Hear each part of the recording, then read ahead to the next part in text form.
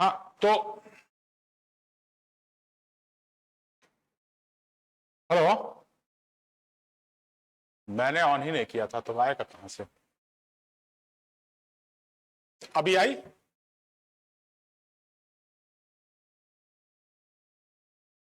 Hello.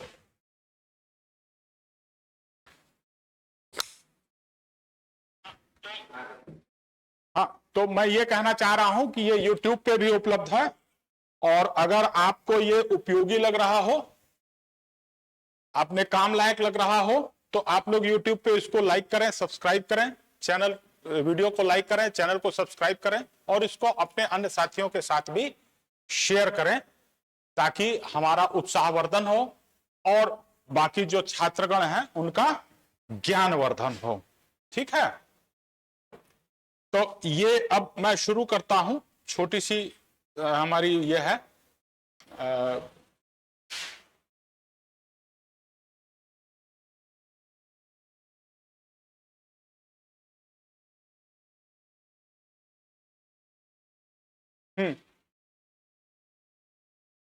इसमें क्या बोलता है?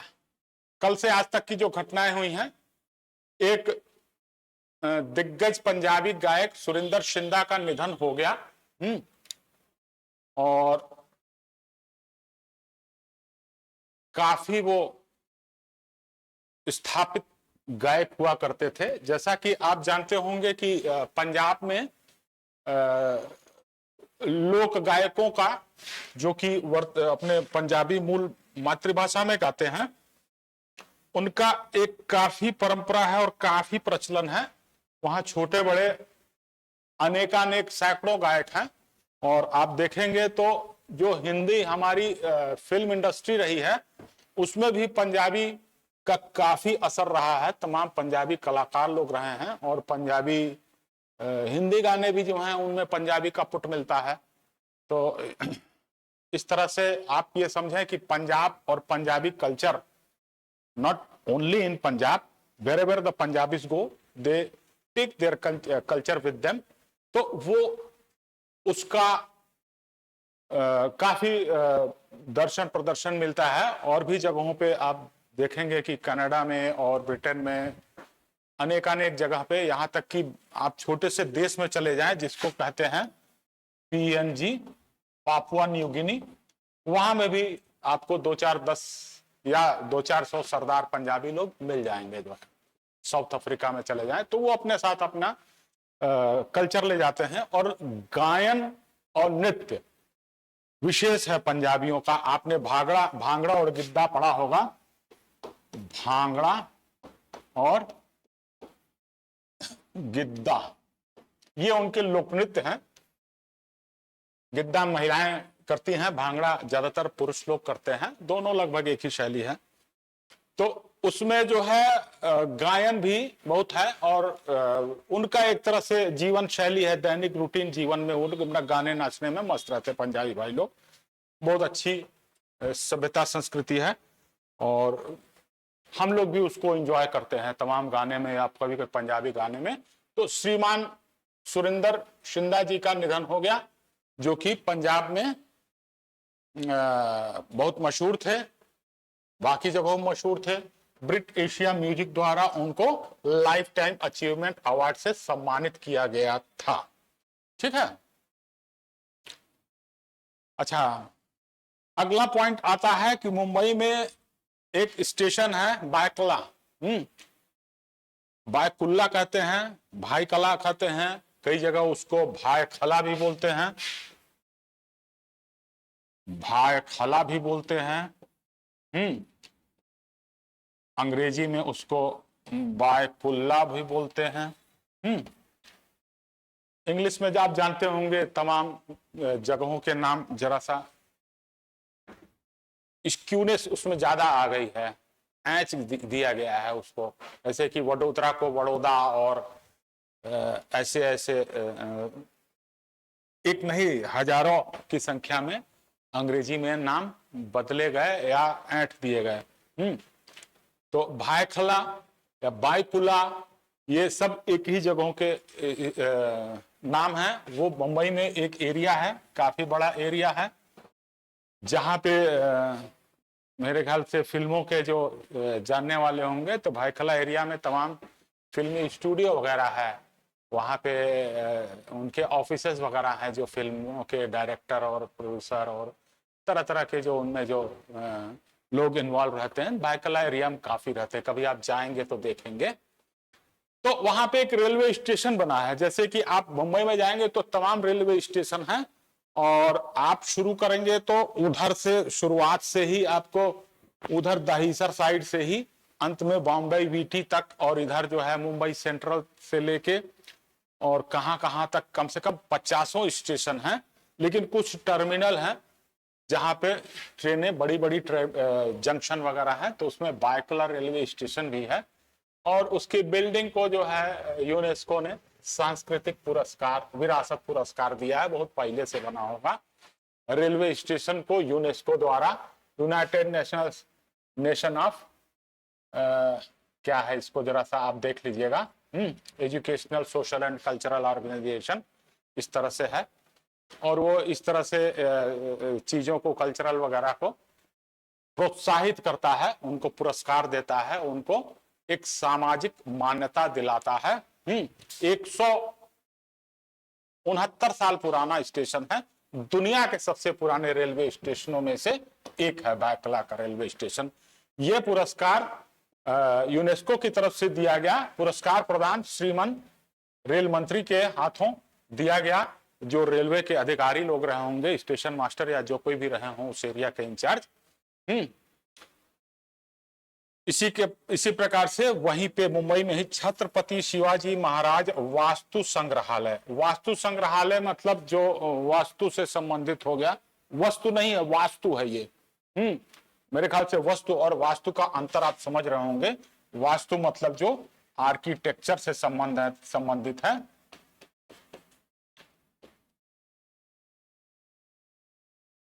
उसका एक संग्रहालय छत्रपति शिवाजी महाराज द्वारा, इसको भी एशिया प्रशांत पुरस्कार 2022 में उत्कृष्टता का पुरस्कार भी जीता। ये अभी हाल की घटना है। ये जो भी पुरस्कार है 2022 के हैं, अब उनका वितरण हो रहा है। ठीक, अब आते हैं, एक वरिष्ठ पत्रकार रहे हैं प्रेम प्रकाश। ठीक है, वरिष्ठ पत्रकार थे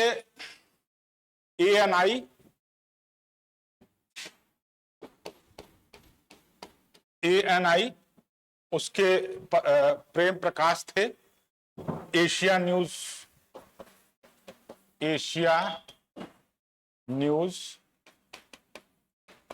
इंटरनेशनल, इसके संस्थापक थे। पत्रकारिता में उनके योगदान के लिए दिल्ली में लाइफ टाइम अचीवमेंट अवार्ड से सम्मानित किया गया। केंद्रीय मंत्री गजेंद्र सिंह शेखावत थे। इसको आप थोड़ा देखिएगा, पता कीजिएगा कि पुरस्कार देने वाली संस्था कौन सी थी। संभवतः सरकार ही रही होगी। और दिल्ली के अंबेडकर इंटरनेशनल सेंटर में ग्लोबल एजुकेशन मेंटर अवार्ड का कार्यक्रम का आयोजन किया गया। इस पुरस्कार का उद्देश्य शिक्षा हितधारकों के सहयोग साझेदारी को बढ़ावा देना है। इनकी पुत्री होंगी या कोई और रिलेटिव होंगी आज के समय में, ये श्रीमान प्रेम प्रकाश जी हैं, इनकी पुत्री या जो कोई भी रही हो, कोई रिश्ते वाली होंगी। स्मिता प्रकाश ये रही हैं। ये इस समय इसका पूरा इस एएनआई की सर्वे सर्वा है, चीफ एडिटर कह लीजिए या जो कुछ भी कह लीजिए, जिस भी नाम से होंगी। ये थोड़ा देखने वाली बात है, डायरेक्टर या क्या कुछ भी कह लीजिए, वो होंगी। वो इस समय स्मिता प्रकाश महोदया हैं। ठीक ना।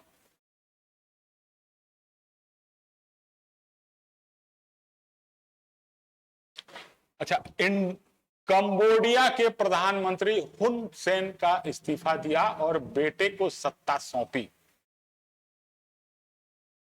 देखिए, ये कंबोडिया में आप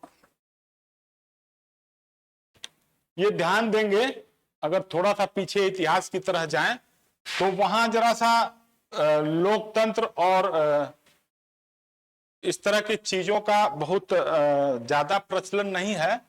वर्षों पहले, आज के काफी पहले, जब हुनसेन ने सत्ता पलटी थी, उसके पहले पोल पोट थे, हाँ, और पोल पोट प्रचंड वामपंथी थे और इन्होंने बड़े कारनामे किए थे। काफी लोगों का के विरुद्ध हिंसा भी कराई गई थी इनके समय में। वो इतिहास अभी हम लोग थोड़ा देख ले तो अच्छा है, ना भी तो कोई बात नहीं है। उसके बाद हुनसेन बने। हुनसेन साहब ने अब कह दिया कि अब हम जो है इस्तीफा दे रहे हैं, और इस्तीफा देने के साथ उन्होंने अपने सबसे बड़े हुन मानेट को सत्ता सौंप दी। हुनसेन 85 से सत्ता में है, तो आप सोच लो कि 15 साल उधर और 23 साल इधर, लगभग 38 साल के करीब वो सत्ता में रहे, यानी कि लगभग 4 दशक तक सत्ता में रहे। उसके पहले पोल पोट थे, वो भी काफी लंबे समय तक थे। अब हुन मानेट हैं, और हुन मानेट साहब थोड़े पढ़े लिखे हैं, वेस्ट पॉइंट सैंड एकेडमी से स्नातक हैं, और उन्होंने नेब्रिस्टल विश्वविद्यालय से अर्थशास्त्र में पीएचडी भी किया है। मतलब ये सैनिक शिक्षा भी लिए हैं और अर्थशास्त्र का भी इन्होंने अध्ययन किया है, तभी तो पीएचडी किया। तो ये एक घटना हुई है जो कि जो कि अभी पिछले दिनों हुई है। एचडीएफसी बैंक ने स्विगी के साथ सह ब्रांडेड क्रेडिट कार्ड शुरू किया। स्विगी, आप जैसा कि जानते हैं कि एक फूड डिलीवरी का स्टार्टअप है। स्विगी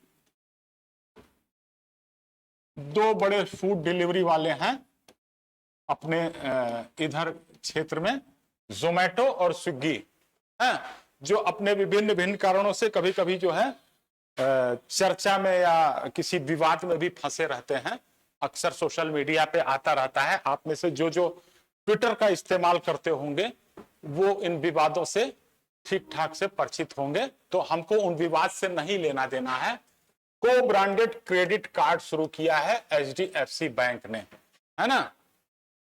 अभी इसका नाम एचडीएफसी बैंक हो गया। बहुत पहले जब हम लोग स्टूडेंट थे तो इसका नाम था हाउसिंग डेवलपमेंट फाइनेंस कॉरपोरेशन। ये एक सरकारी संस्था थी, फिर बाद में इस संस्था को खत्म करके इसी नाम से, इसके शॉर्ट नेम से इसको फिर बैंक के रूप में परिवर्तित कर दिया गया, और ये अच्छा काम कर रही है इस समय और प्रॉफिट में भी रहती है एचडीएफसी बैंक। तो इसको आप लोग देखेंगे, इससे कोई मतलब नहीं है, बस याद आया तो मैंने बता दिया, ठीक ना। तो ये आप देखिएगा, इन लोगों ने सह ब्रांडेड क्रेडिट कार्ड का शुभारंभ किया है। अब इसकी विशेषता क्या रही है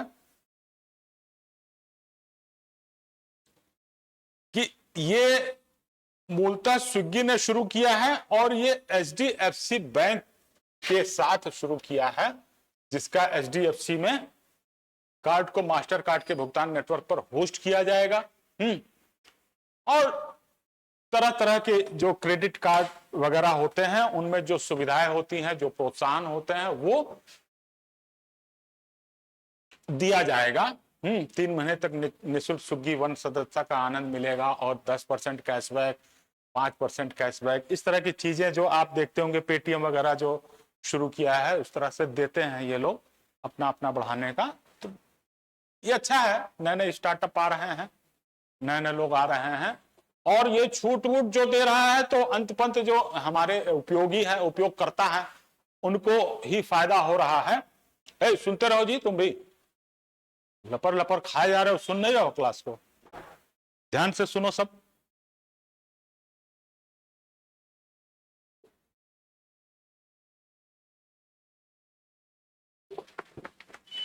ये सब आएगा एग्जाम में।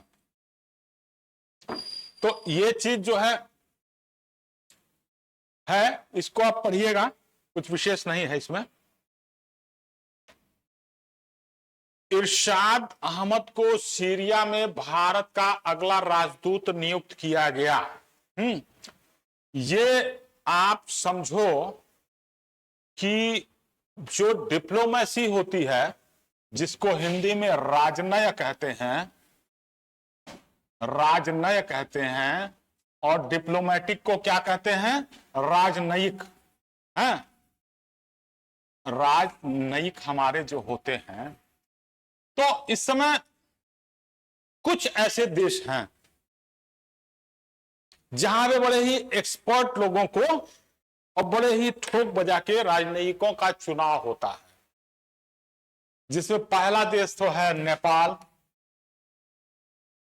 नेपाल की राजनीति बहुत पेचीदा है, छोटा सा देश है, लेकिन चाइना के इन्वॉल्वमेंट के कारण वहां की राजनीति बहुत ही पेचीदा है, कई तरह की पेचीदगी है उसमें है, और एंटी इंडिया फीलिंग बहुत ज्यादा है। मैंने खुद देखा है कि जो भारत के राजनयिक होते हैं तो उनको उनकी गाड़ी को जो काठमांडू का एयरपोर्ट है उसमें डायरेक्ट एक्सेस मिलता है। मतलब वो ऐसा नहीं है कि जाते हैं और फिर लाइन में लगते हैं, चेक कराते हैं और फिर बोर्डिंग पास बनवाते हैं, फिर उसके बाद बैठ के इंतजार करते हैं, लगेज अपना कराते हैं। ऐसा कुछ नहीं होता है। प्लेन आता है, जलने को रहता है तो राजदूत साहब जाते हैं, वो हर जगह के राजदूतों को होता है, सबको अपना एक राजनयिक मिलता रहता है।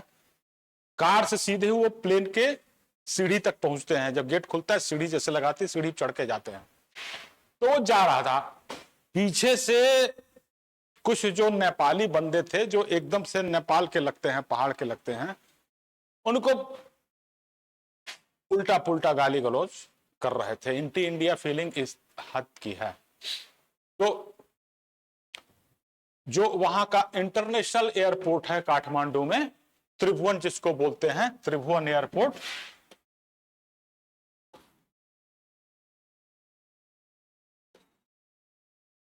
ये चीज वहां पे देखा है मैंने खुद और सुना भी है, और भी बाहर शहर में जाइए तो एंटी इंडियन फीलिंग बहुत ज्यादा है। इसलिए नेपाल में जो है बहुत पेचीदगी है, वहां पे बड़े एक्सपर्ट लोग करे जाते हैं। उसके बाद निश्चित जो बड़े देश हैं, US, UK, China, Germany, France वगैरह, इनमें बड़े ही जिम्मेदार और बड़े ही मजे हुए राजनीतिक पोस्ट किए जाते हैं। लेकिन जो थर्ड वर्ल्ड की कंट्रीज हैं, खासतौर से मिडिल ईस्ट की कंट्रीज हैं, उनमें भी बहुत ही, वैसे तो हर जगह ही करे जाते हैं, लेकिन कुछ देश ऐसे हैं जहां की बड़े ही ठोक बजा के किए जाते हैं। उनमें एक सीरिया है। सीरिया क्या है? युद्ध से तबाह है। यहां पे इजराइल भी है, रूस भी है, यूएस भी है, सबका आपस में ये बैटल ग्राउंड बना हुआ, युद्ध क्षेत्र बना हुआ है। ये अपना अपना हथियार ले जाके टेस्ट करते हैं और अपने अपने इंटरेस्ट वो करते हैं। तमाम युद्धरत ग्रुप्स हैं। एक ग्रुप का यूएस सपोर्ट करता है, दूसरे ग्रुप का रशिया सपोर्ट करता है, और एकदम लगभग तबाह हो चुका है। आप ध्यान देंगे तो सीरिया का एक शहर था अलेप्पो, बहुत खूबसूरत प्यारा सा शहर था, समुद्र के किनारे। कभी आप नहीं गए रहे होंगे। इतना प्यारा शहर था कि जैसे कि एक जमाने में वो था, लेबनान की राजधानी कौन सी है, वहां पे वो भी बहुत प्यारा शहर था। सब युद्ध ने बर्बाद कर दिया। वहां पे केवल अब खंडहर खंडहर ही रह गए, कुछ रहा ही नहीं। बहुत प्यारा सा खूबसूरत समुद्र के किनारे बैठा हुआ बसा हुआ शहर था, उसको बर्बाद कर दिया। तो ऐसी जगहों पे ये युद्ध के अखाड़ा होने के साथ साथ अंतरराष्ट्रीय राजनीति का भी अखाड़ा हो गया है। यहां पे बड़े ही, और चूंकि वो ऐसी जगह पे है, तमाम विशेष धर्म विशेष के लोग वहां पे ज्यादा हैं, तो इसलिए जो चुनाव किया जाता है उसमें इन सब चीजों का ध्यान दिया जाता है। मेरे ख्याल से आप समझ रहे होंगे। और ये इरशाद अहमद साहब जो हैं वहां पे अब कुछ दिन नियुक्त किए जाएंगे। विदेश राज्य मंत्री वी मुरलीधरन ने सीरिया के प्रधानमंत्री हुसैन अरनस के साथ द्विपक्षीय सहयोग पर चर्चा कर लिया होगा। अब कुछ बात करेंगे तो द्विपक्षीय सहयोगी तो होगा। इसके बाद ये पढ़िएगा आप, अच्छा समाचार है। कि पीएम मोदी 1.25 लाख पीएम किसान समृद्धि केंद्र राष्ट्र को समर्पित करेंगे।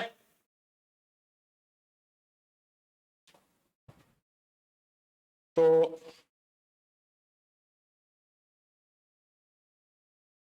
बहुत अच्छा स्कीम है ये, तमाम किसानों के लिए ढेर सारे काम किया है सरकार ने। ये बहुत पहले जब इसके पहले वाली जो सरकार थी मोदी साहब की, तो उन्होंने बताया था कि 2022 तक हम किसानों की आय को दोगुना कर देंगे।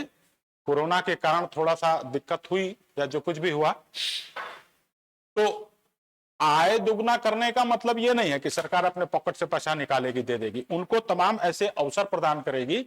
कृषि के साथ साथ कुछ ऐसे कृषि के साथ साथ में खेती के अलावा और भी चीजों का प्रयोग काम करने का अवसर देगी, जैसे कि पशुपालन, मछली पालन, मुर्गी पालन और तमाम इस तरह की चीजें होती, मधुमक्खी पालन या फूड प्रोसेसिंग में इस तरह से सहायता करेगी। जगह जगह सहायता केंद्र बनाएगी। जैसे कल हम लोगों ने पढ़ा था मत्स्य पालन वाला एक उधर बनाया था, तो उसका उद्देश्य ये था कि मछली की प्रजातियों को बेहतर करना और तमाम उसका और भी जो स्टार्टअप्स हैं उनको सहयोग करना, जो जगह जगह दूर दराज में जाके मछली पालन करना चाहते हैं या मछली पालन को प्रोत्साहन देना चाहते हैं, उनको टेक्निकल सपोर्ट देने का। तो इस तरह की चीजें जब सरकार शुरू करती है तो उससे किसानों को कुछ एडिशनल इनकम होती है, या जो वर्तमान इनकम होती है उसमें वो और तकनीकी रूप से बेहतर होके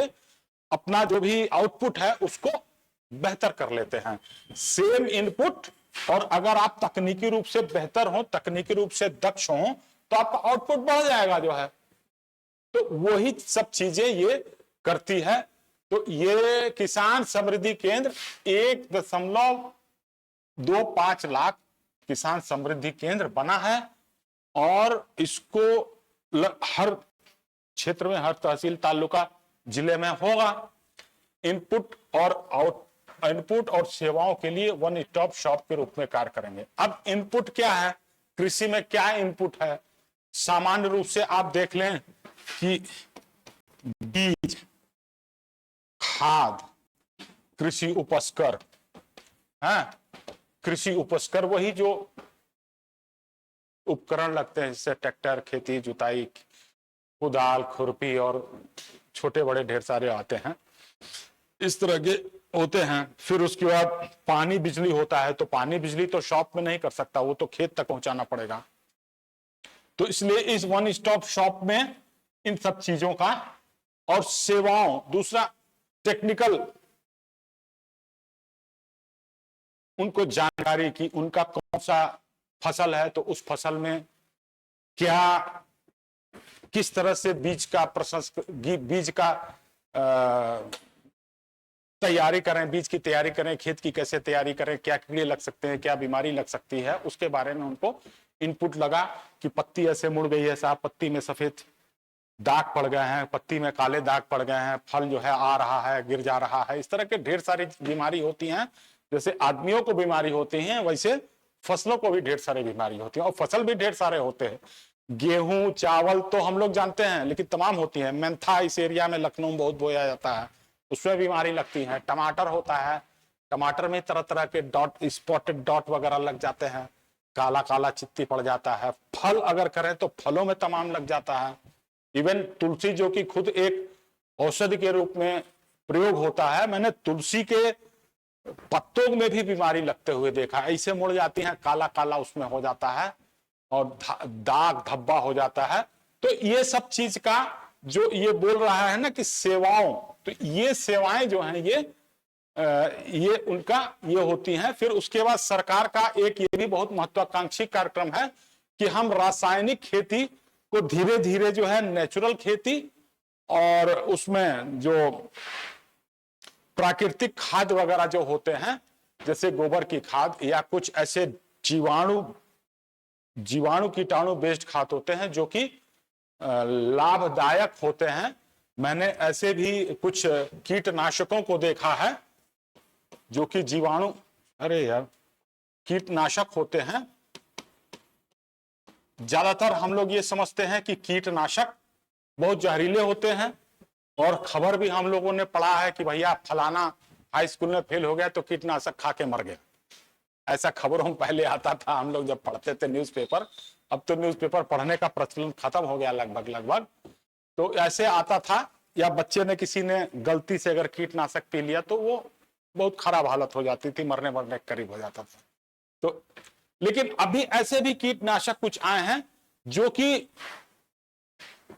मनुष्यों के लिए जहरीले नहीं हैं, वो पर्टिकुलर पेस्ट पे काम करेंगे। पेस्ट मतलब जो कीड़े लगते हैं उसमें, उसी पे काम करेंगे और उसके अंदर जाके वो जीवाणु इस तरह से कर देंगे कि वो खाते खाते मर जाएगा और उसकी पूरी जो रीजनरेटिव चेन है वो टूट के खत्म हो जाएगी जो है। और एक बार तो मैं खेत में था, कीटनाशक हम भर रहे थे, कहीं डेमोन्स्ट्रेशन कर रहे थे, मेरे आंख में उसका वो पड़ गया। मैं तो सोचा कि गया भैया मेरा आंख, लेकिन बस मैंने पानी से हल्का सा धुला और कुछ नहीं हुआ। और उसी खेत में, टमाटर का खेत था, उसी खेत में 1 हफ्ते बाद सारे कीटाणु खत्म हो गए और टमाटर की फसल एकदम शानदार हुई। यहीं पे लखनऊ में कुछ दूरी पे जो है, बक्सी का तालाब के पास, ये मैंने किया था, देखा था एक बार, किसी के साथ में गया था। तो इन चीजों को भी सेवाओं में सम्मिलित करें। तो ये सारी चीजें धीरे धीरे उसको करेंगी। आपको मालूम होगा कि हमारे यहाँ का जो सिक्किम राज्य है और उधर आसाम में भी कई जगहों पे रासायन, और हिमाचल में भी रासायनिक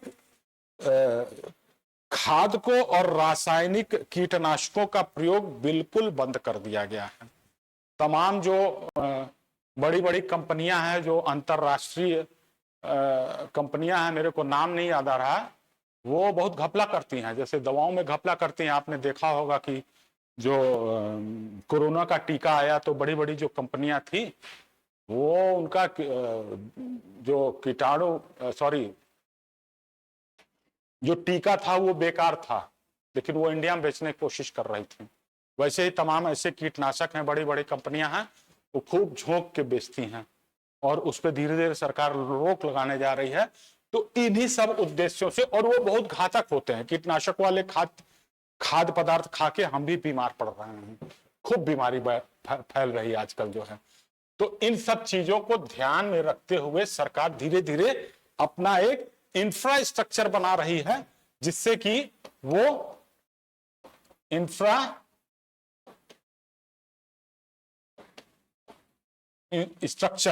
बना रही है, जिसको क्या कहते हैं हिंदी में, अधः संरचना। तो ये तो हम बहुत खबरें सुनते होंगे कि सरकार खूब रेल चला रही है, सरकार खूब रोड बना रही है। आपने ये भी पढ़ा होगा कि अभी कुछ ही दिनों पहले की घटना है कि भारत का जो टोटल लेंथ ऑफ रोड है वो दुनिया में सबसे ज्यादा हो गया, या दूसरे नंबर पे या कुछ ऐसे ही है, खबर पढ़ी होगी आपने। वो इंफ्रास्ट्रक्चर तो बन ही रहा है, बिजली का इंफ्रास्ट्रक्चर आपने देख ही लिया, अब पहले से काफी अच्छी बिजली आती होगी हर एक के घर। बहुत दूर दराज गांव में भी हैं आप तो कम से कम 12 घंटे आती होगी, पहले तो 12 दिन में एक बार आती थी, अब कम से कम 12 घंटे डेली आ रही है। तो वो अधोसंरचना इंफ्रास्ट्रक्चर तो बन ही रहा है, साथ में सरकार खेती का भी अधोसंरचना बना रही है, ताकि धीरे धीरे उसको भी इस तरह से किया जाए कि जो हमको भोजन मिले वो पौष्टिक मिले, उसमें कोई भी जहरीला पदार्थ ना हो। जैसे कि हम लोग जानते हैं कीटनाशक वगैरह किस तरह से प्रयोग किए जाते हैं जो कि भारी जहरीले होते हैं।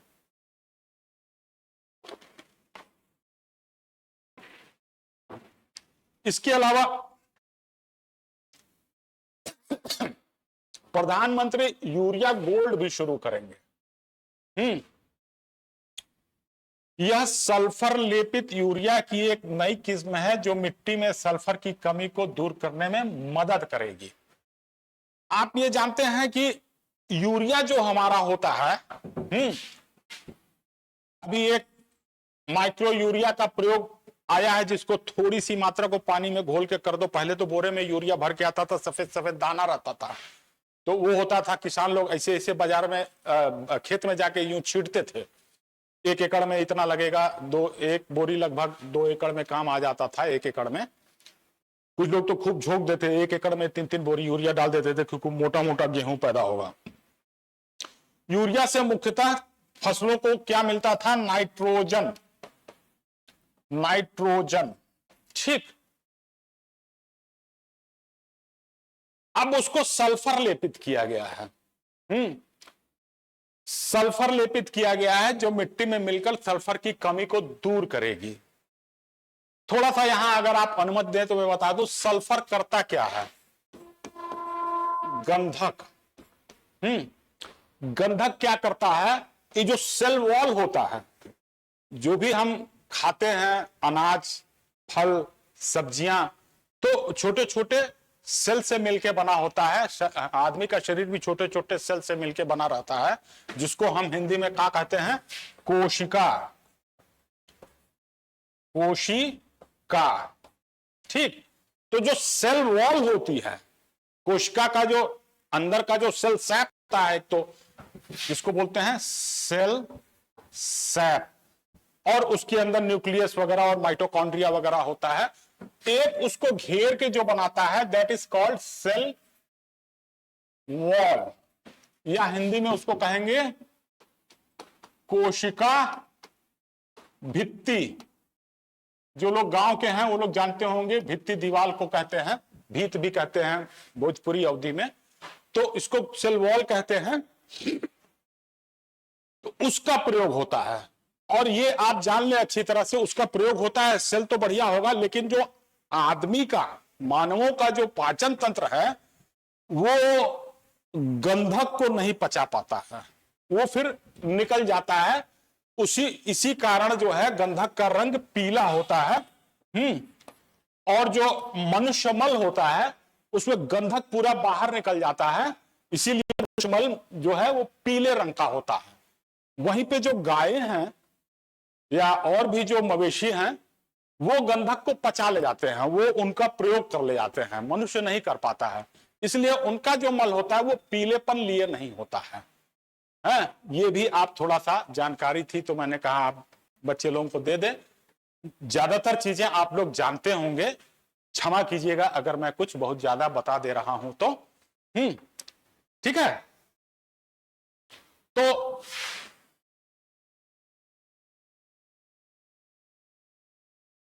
अब क्या हुआ, अगला चीज आइए। प्रभात कुमार को दक्षिण अफ्रीका में भारत का अगला उच्चायुक्त नियुक्त किया गया।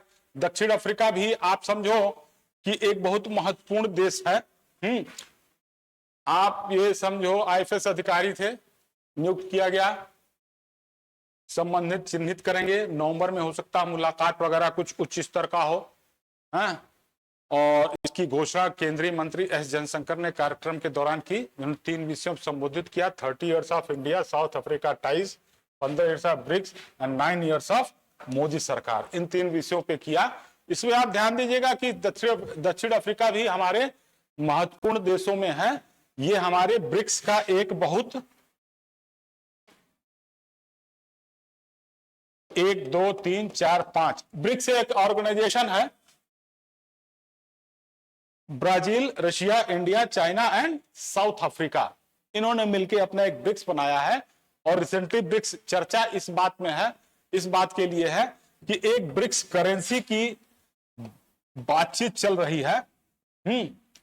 और इन देशों में एक अपनी करेंसी चलाई जाए जिससे कि हमको हमारी डॉलर पे निर्भरता थोड़ी कम हो। और इसी के साथ साथ एक नया अभियान जो चलाया जा रहा है जिसको कि हम कहते हैं डी-डॉलराइजेशन। ये एक बहुत बड़ा टॉपिक है डी-डॉलराइजेशन, जिसपे अगर कोई विद्वान व्यक्ति हो तो इस डी-डॉलराइजेशन पे कम से कम 1.5-2 घंटे का लेक्चर देगा। और YouTube पे उपलब्ध भी है, आप लोग चाहे तो डी-डॉलराइजेशन करके प्राप्त कर सकते हैं। इसके विषय में बहुत बड़ा टॉपिक है। और उसमें ब्रिक्स कंट्री की जो करेंसी है उसमें काफी इनका अहम स्थान है। यहीं पे आपको मिलेगा, जब आप ब्रिक्स करेंसी और डी डॉलराइजेशन पढ़ेंगे तो आपको एक मिलेगा फियाट करेंसी। फियाट करेंसी है ऐसी करेंसी जिसके अगेंस्ट में गोल्ड वगैरह रिजर्व में नहीं रखे जाते हैं। डॉलर उनमें से एक फियाट करेंसी है जो कि हवा में चल रहा है, भौकाल पे चल रहा है।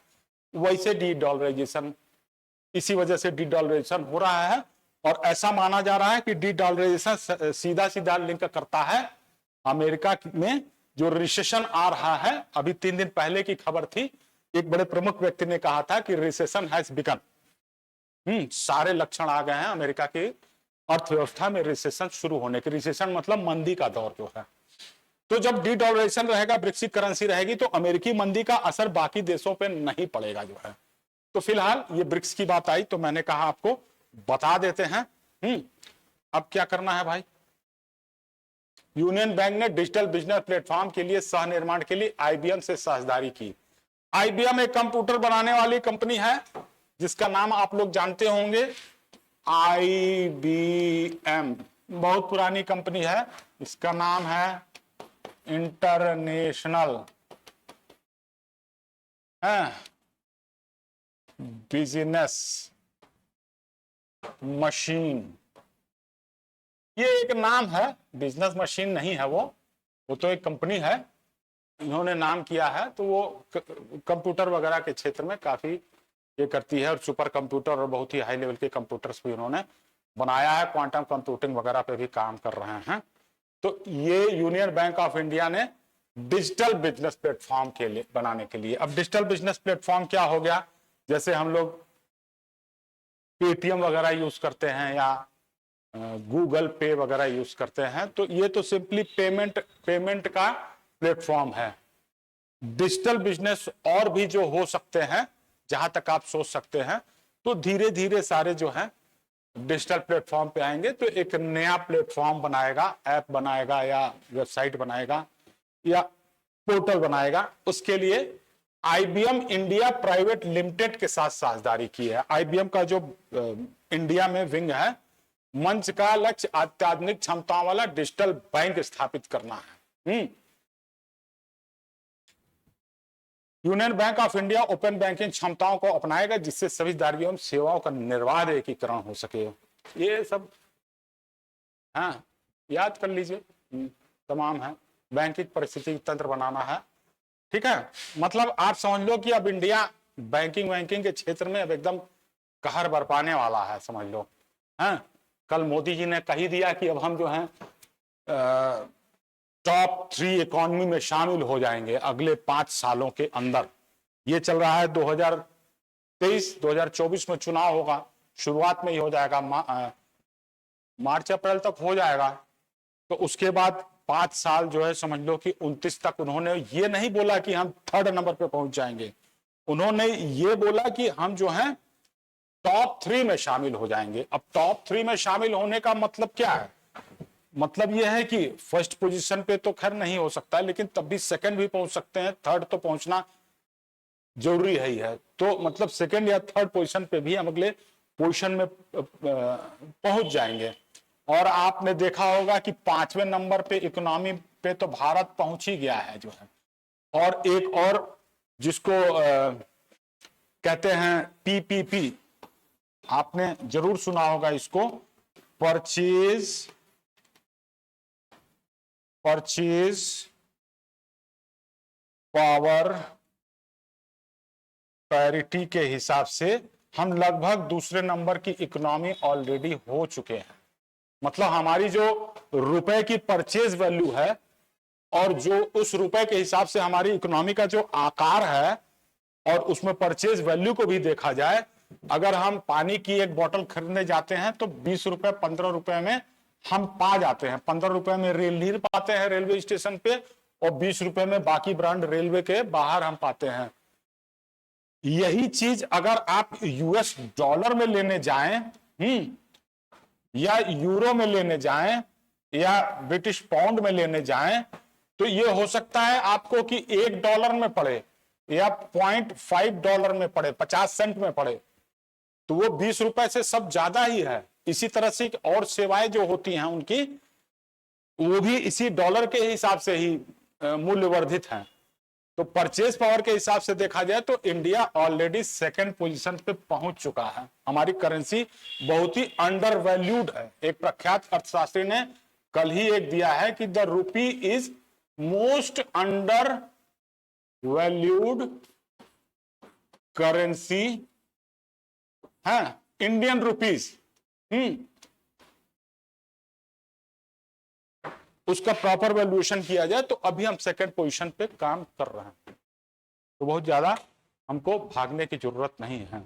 एक और महत्वपूर्ण खबर इसमें शायद नहीं थी, मैं अपने तरफ से दे रहा हूं, अगर धृष्टता लगे तो आप क्षमा कीजिएगा, कि एक बहुत बड़ा प्लेटफॉर्म था